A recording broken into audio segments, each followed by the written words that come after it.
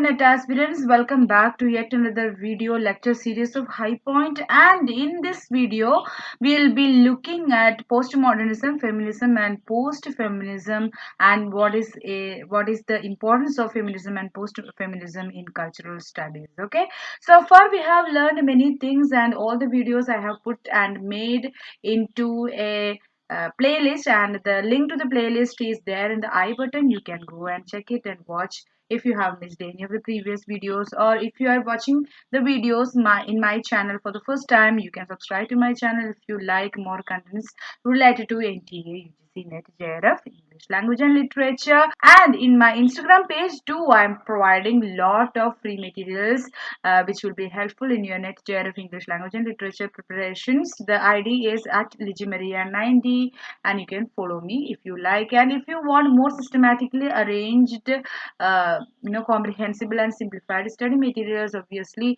the entire study materials needed for NTA, UGC, NET, JRF, English language and literature, then you can visit my website www.highpoint.in. If you want to know more about the course details as well as the bonuses that we are sharing, the 15% off that we are giving in the website for the course, you can anything related to our website and the courses and the study materials, you can WhatsApp me or call me in this number, or via Instagram page too, you can contact me. Okay, now moving on, we will have first of all an introduction about the topic. So feminism, I'm not going to discuss more about feminism and the feminist writers and the critics and the text that they produced and the concept they have brought about, but we will have a brief introduction about feminism. After that, we will move on about feminism and post-feminism and how they are relevant in cultural studies. Okay, feminism can be defined as a political, cultural, pedagogic, and theoretical response to the patriarchal structures of power that seek to subordinate women's lives, interests, bodies, and sexualities. So, feminism as a movement, it first began politically because women demanded equal rights in wages, in their working places, in their lives, while they were suppressed in many places. Almost every other face, everywhere, wherever they go, they face this subordination from patriarchal structures. So it's a political as well as cultural and pedagogic and theoretical response to patriarchal structures in which women are marginalized. Their lives are subordinated, their interest, they cannot follow their interest or passion, their bodies are ashamed, their bodies are propagated as inferior, and their sexualities are also not given any priorities, not given any legitimacy in that way.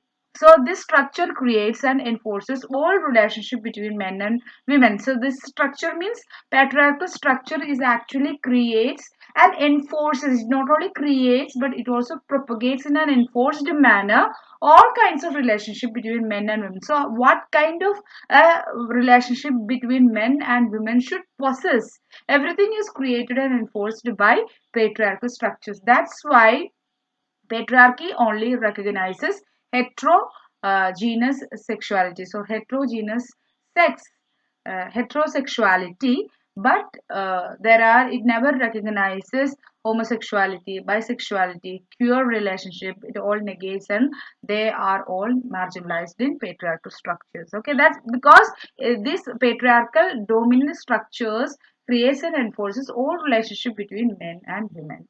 The emergence of English literary canon in the first place itself made possible a female dominant centered writing.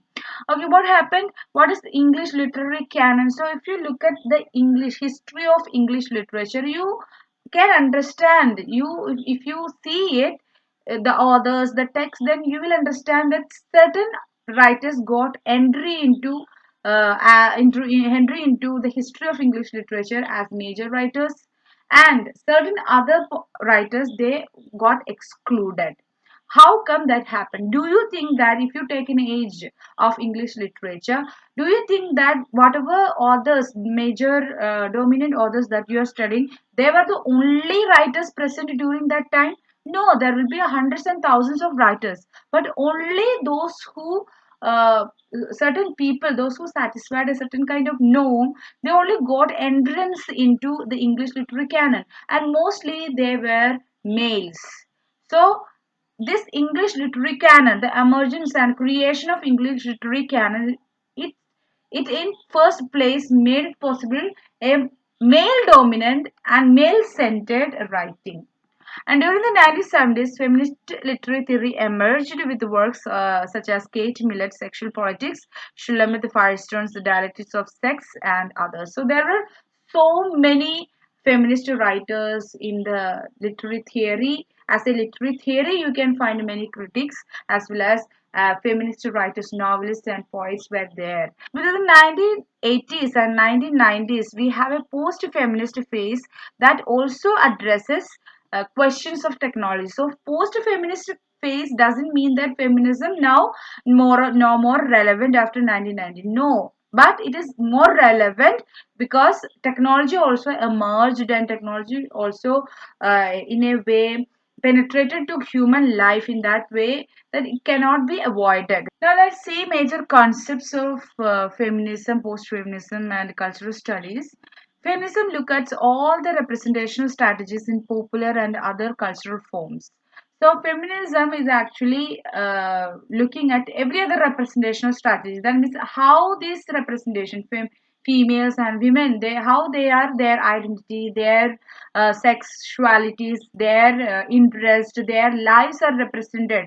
What ways in what ways they are represented in popular and other cultural forms. So in literature, not only literature but all other cultural forms, how these representations related to females, related to women, are strategically represented. Okay, so while they were looking at all these representational strategies in popular and other cultural forms, they actually draw attention to the masculinist and patriarchal constructions of women within these representations. So the way they are representing females and feminine things in various cultural forms, in popular or other cultural forms, so while they were watching it, they also draws the attention, they also bring our attention to the masculinist or patriarchal constructions within these representations about women, and acquiring a political platform from which such an agenda can be articulated and justice fought for. So they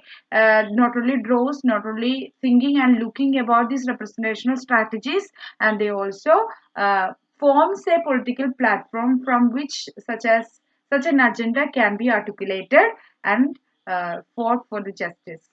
And literary and cultural text operates on the lines of power struggle that between men and women. So everywhere there is a power struggle, right?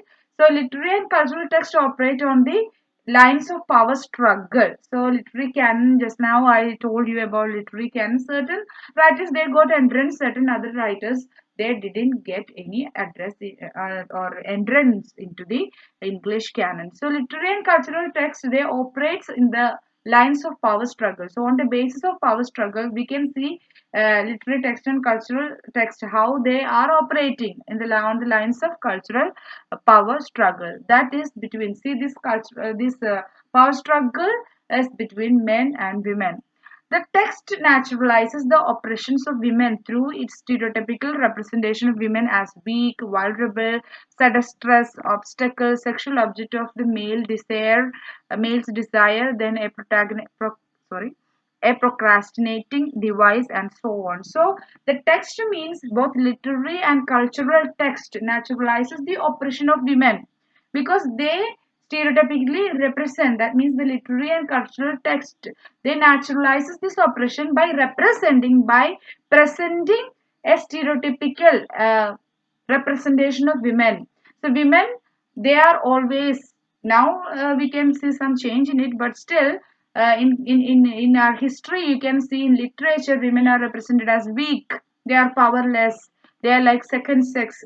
Always a woman need a male partner's help everywhere, and they are vulnerable. They are vulnerable to the situation, and women are presented as seductress, an obstacle in the journey of the hero, as sexual object of the male's desire. There's a male hero, and he will be doing he'll be sexually desiring another woman. And a procrastinating device means a hero will be there, and hero has a destination to reach. But in order to, with the as women being the obstacle of his journey, women will also be represented as a procrastinating device, and so on. So in many other strategical stereotypical representation are there for women, in which through these representations this text naturalizes the oppression. Female identity is represented as the other of males. So male representation or male identity is always superior, and whatever positive and whatever powerful identity that males have, and just the opposite is female identity. Or we cannot even say opposite, but we can see that female identity is the other, while male identity is the main thing, while female identity is the other. Okay, thus their identity is never separated. So male female identity is always addressed, always it's represented or it's defined on the basis of male identity.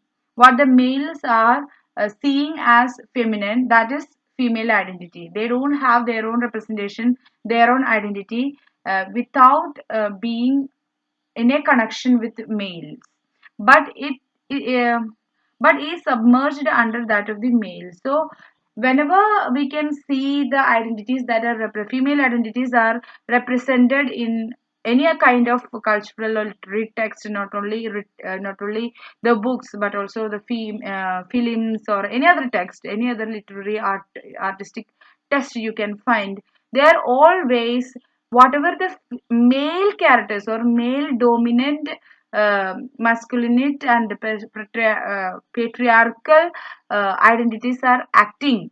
So whatever that kind of identity, female, I mean male identities are there in a text, female identity is always submerged under that male identity. They got never separated from male identity, never got a separate existence. Sexuality becomes a tool through which stereotyping of the female as prostitute, virgins, unchaste women archives patriarchal domination. So, mainly sexuality, doesn't have any connection with sexual organ of female, but usually it get connected, and sexuality become a tool through which through that notion of sexuality, female identity is also stereotyped as prostitute, virgins, unchaste women. See, if a female character in a work, if she exercises, if she is conscious about her own sexuality and goes on having any sexual relationship with other people, then without marriage, she is only supposed to have sexual contact with the man that she is married. If not, she is labeled as a prostitute or unchaste woman.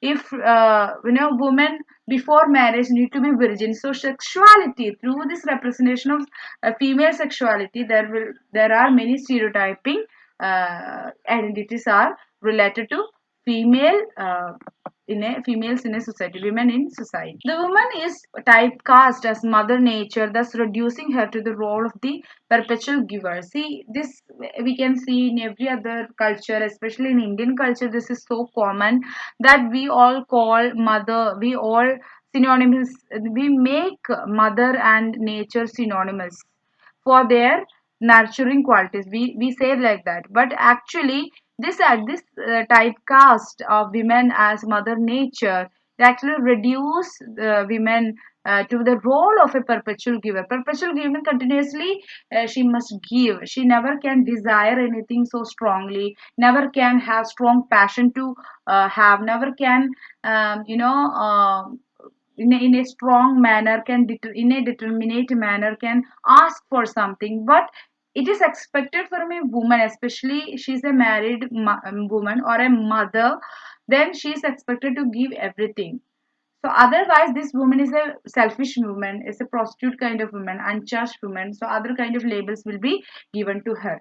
So if woman is always typecasted as mother nature, so that typecasting or that that comparison will always give a kind of identity to women, that women as a perpetual giver. Religious doctrines aid this representation. Three, see in um, religious text, especially in Bible and all, you can see this representation is reinforced. Women as a perpetual giver. This particular identity of women, that's representation, is enforced and aided through religious doctrines. Language makes it appear permanent and natural through the use of patriarchal terms like Mother Earth, Mother Nature. So, in literary text and in language as well, you know, they made this notion of the female identity in such a way that they will appear as permanent. Okay, there is no, whenever we hear Mother Nature or Mother Earth, and when we took when we take that notion and represent female in that way as a perpetual giver in text, in languages, we don't feel any unnaturalness, any artificiality through that use. That is because language makes it appear as permanent. And gender, the fifth point is gender is socially constructed. So there is no relationship between actual relation. There is no actual relationship between the gender of a person and the sexual organ that person has. Okay, but usually, if that person has a female sexual organ, then that person's gender is women. If that person has a male sexual organ, then that person also has a sexuality of or the gender of that person is of male. Okay, but gender is not a physically biologically constructed thing, but it is a socially constructed thing. Masculinity and femininity are essentially coercive categories that ensure that men and women behave in certain ways. So what is masculinity and femininity? Because when you look at these terms, we have a certain way according to the cultural norms. So take the example of Kerala masculine notions. So if you have a big thick mustache, then that is a, throughout India it is like that, right? It is a masculine sign. If you have a very masculine body, then that is also masculinity. If you show your arrogance in a very loud manner, that is masculinity. If you oppress your wife, then that is masculinity. And femininity, what is femininity? You need to have long hair, you need to be very beautiful, you should always smile, you cannot argue with elders, especially to anybody you cannot argue, and you cannot with, while you become a certain age, you have to get married, and you should give priority to your family, your children, more than your career, your life, or whatever you have. You should not have any strong passions. Women should, you should be very meek, and you should be very calm while you talk. So there are some definition related to masculinity as well as femininity. So these masculine or patriarchal constructs and structures actually ensure that men and women behave in a certain, not only it is applicable for women, but it is also applicable to men. See, take the example, men cannot show their emotion, especially sad emotions, but women, they'll always, it's like they'll cry, they'll always cry. Crying is, weeping is women's weapon. So but women, they need to keep every other gloomy emotions that they have inside their heart, that is not needed to be expressed, because that is not masculine enough. So in that way, they need to, women and men, they need to uh, behave in a certain way, uh, that is ensured by whom? Patriarchal constructions or patriarchal institutions. Feminine inherent qualities are weakness, feeble-mindedness, and patience.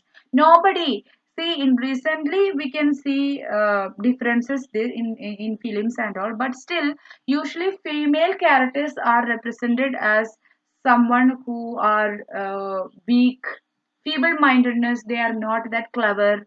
Nobody can imagine a clever, brilliant woman who is so so beautifully carries out her actions, and who is physically so strong, and who is not patient enough to wait for a man to come and rescue her. So it's like, female feminine qualities are weakness, feeble mindedness, and patience. And these qualities, inherent qualities that they say, these qualities are reinforced through the represented female representations, these kind of female characters and representations in literary and cultural texts. But nowadays it is slowly these type of representations are changing. But still, whenever you see a hero is coming and full of masculine power and beats down everyone, then that is believable. But when you see a female who is karate black belt and coming and beating down everyone else, every other antagonist, then that is something unnatural. We don't expect female characters are so powerful, so strong physically, and so clever enough to act in an instant. Okay, so that's the problem. And like I said, inequality of sexes does not have a biological basis or origin. It originates in the cultural construction of gender difference.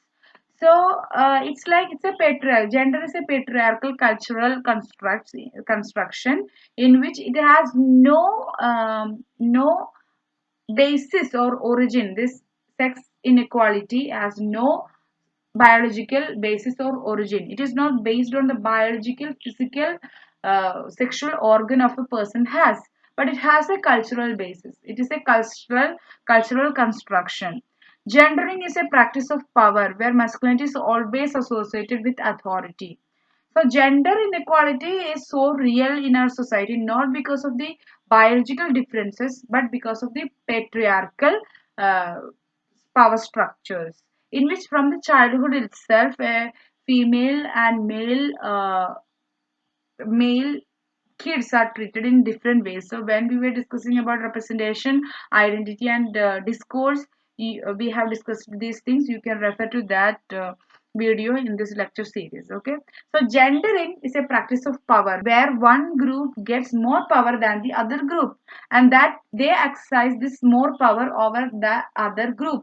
So here, in the case of femininity and masculinity, masculinity is always powerful, always associated to authority, since socially it is accepted, and masculinity always exercises its power and authority over femininity or feminine or females, you can say. The terms of language and epistemology, the feminists seek to formulate either a gender neutral language which will reject patriarchal terms like historical and mankind, or a specifically female language which will help create an alternative system of knowledge itself one based on female subjectivity, identity, and experience. This is Showalter termed as Gynecologism. So here they say that, see, these are some so far they have discussed about the problems regarding this related to female representation, female identity, gendering, and all. Now they say what they propagate, what these feminist and the critics, feminine critics, or feminist critics, they what they are propagating about language. So language need to be neutral. Either gender neutral language can be used, and it will reject all the patriarchal terms like historical. So historical is his stories, right? So he means only men, they were heroes of the history and they contributed to history. Female representation is very few and very less, because history itself is a masculine institution, and we always use mankind in order to represent the entire human race. And also you can see chairperson. Nowadays we are using chairperson, chairman. Everywhere you can see this chairman. uh, why it is whoever is sitting on the chair of chairman, how come gender matters, right? Chairperson is more neutral, so such a neutral kind of language can be introduced.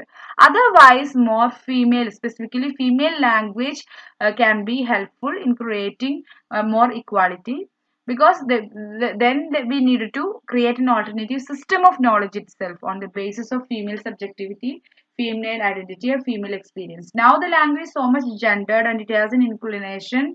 It gives more powerful status to patriarchy, and that is based on male subjectivity, identity, and experience. The same way, an alternative system of knowledge, how the language will be used on the basis of female subjectivity, female identity, and female experiences. So that was what Shawalter termed as gynocriticism. And capitalism created a massive. So gynocriticism is basically female authors writing about female subjectivity, identity, and experience, and it was criticized by female critics. Capitalism created a massive split between the public and the private spheres. The family became a retreat from the factories. So capitalism, factories are established, and uh, in factories, male persons, especially male persons, they go and they work in factory and they come back. So how now after capitalism, this family became a retreat from the factory. So the major portion of their daytime they spend in factory, and family, the household became a retreat from the factory, refreshing area for the workers. For the women within the family, work and life had collapsed into one another. Whatever they're doing inside the family, both of them had collapsed into one another. That means their life. What is their life? Household work. And what is the household work? It is meant to be done by female persons inside the family. Housewives had the responsibility of maintaining the emotional and psychological realm of personal relationship and of preserving the morality and tradition of the family. See, take the example. Whatever your brother, if you have a brother and if you are a female listener, so you can better understand this in most of the cases. See, whatever the male people are doing inside the family never hurt the morality and tradition of the family.